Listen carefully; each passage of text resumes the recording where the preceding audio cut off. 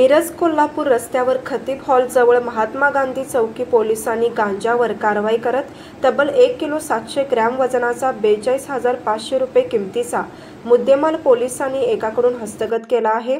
तर या गुन्ह्यातील एक जण फरार झालेला आहे। अरबाज शबीक पटेल वय 40 राहणार म्हैसाळ रोड चांद कॉलनी मिरज याला पोलिसांनी अटक केली। तर अल्ताफ उर्फ बाबा जमादार हा फरार झालेला आहे। या आठवड्यात महात्मा गांधी चौकी पोलिसांची गांजावरील ही दुसरी कारवाई आहे। भारत सरकारच्या नशामुक्त अभियानाअंतर्गत अंमली पदार्थ विक्री आणि साठ्यावर कारवाई करण्याच्या सूचना पोलीस अधीक्षक संदीप घोके यांनी महात्मा गांधी पोलीस चौकी पोलिसांना दिल्या होत्या।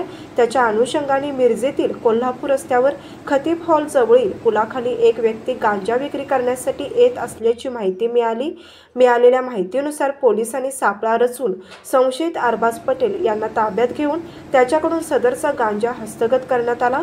तर सदरचा गांजा हा अल्ताफ उर्फ बाबा जमादार यांच्याकडून मागवून किरकोळ स्वरूपात विक्री करत असल्याचा चौकशीत निष्पन्न झालेला आहे।